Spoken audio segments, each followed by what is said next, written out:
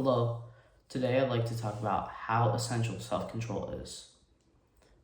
One aspect I think in our lives that I'd like to mention is emotional control. You can have those emotions, you can have those feelings, but you should not be defined by your impulses and those feelings. If you are defined by those feelings, then you have no idea who you are truly because your environment simply defines you. Along with that, the people in your life would not like to be around you. Because if you're sad, or you're depressed, or you're angry, you'll just bring down the mood of everybody else. And I think that's selfish. Another part of control I like to talk about is controlling your time. I'm somebody who's always late to something. I know many people who are extremely late to things. And I think that it's something that we all need to work on. When you say you're going to be somewhere at a certain time, you need to stick to that.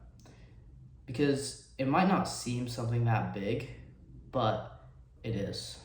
One, you end up ruining your schedule because you didn't stick to your timelines. And two, you also start thinking of your word as less and less. Because you say you're going to be there at 3 and you're not there at 3. It's something that subconsciously happens too. And then the other aspect of it is when you're meeting with somebody. If you tell somebody you're going to get there at 3, you have to get there at 3. Or else, if you're late, you're just telling them that your time is more valuable than theirs. And that's not true. The fact that somebody thinks of themselves as superior to somebody else is completely invalid. We're all human. Another part of control that I think a lot of us need to implicate is controlling our pleasure. If we don't control our pleasure, then too often we get addicted to substances such as drugs or alcohol, or food in excess is even bad. And so it's something that we all need to realize and have calculation of what is the most optimal amount of this. Or else, if you're always consumed by getting the next hit of drugs or getting the next hit of alcohol, then how are you going to reach your real goals?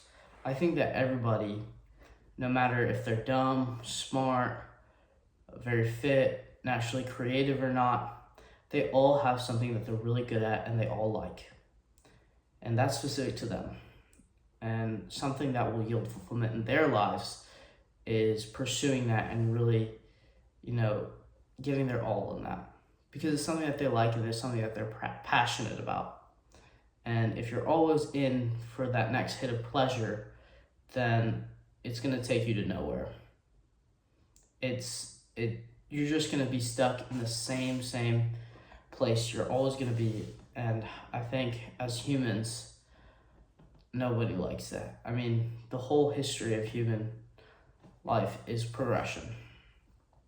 Aristotle actually mentions this concept of control in his teachings. He says that each human has their enumerated set of passions.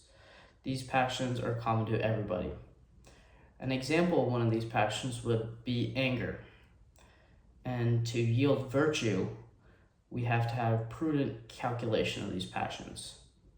That's to say that virtue is the mean of our passions.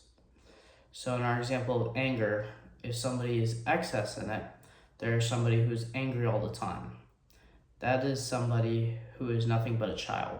Somebody who lets their emotions define their actions and thus throws a fit when something doesn't go their way. In excess, that's bad. And then in deficiency, it's somebody who has no backbone and will not stay firm in what they believe. That's equally bad. If you have no backbone and you won't stay firm in what you believe, then who are you? So virtue is yielding the mean of these two things, thus the average. That's the same thing of thinking as control. Control in excess as well is bad. I think that If you try to control every little thing, you're not gonna progress. And if you don't control anything, you're also not gonna progress. Because if you try to control everything, then you're gonna stay in the same place because of fear of unfamiliarity. And I think that's something that a lot of people also need to realize. If you don't know if something's going to happen or what's going to happen after, that doesn't always discourage you from doing it. You shouldn't try to control in that regard. But you should also have some control to know where you're going and have some direction.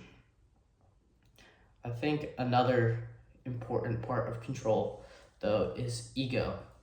It's learn to admit when you're wrong. A lot of us have very big egos, and just because we think of something as right or wrong, it's therefore either right in our ideas or wrong in our brains. And I think that sometimes we need to understand the other perspective and really absorb and grow from another person. If you go into a conversation with another person and they have a differing view than you, it's important to stay open and not close yourself down. It's important to stay open, not just because you need an ulterior motive for it, but just for it. I mean, as a human, you need to recognize that somebody has the same value of opinion as you, no matter what you think. I think that's a very important part. So, in summary, I think that control is an extremely essential part of our lives that we can implement everywhere. It can be thought of in an emotional sense, in a time sense, and in an ego sense. And in each of these senses, we need to implement it slowly and slowly in our lives. Thank you.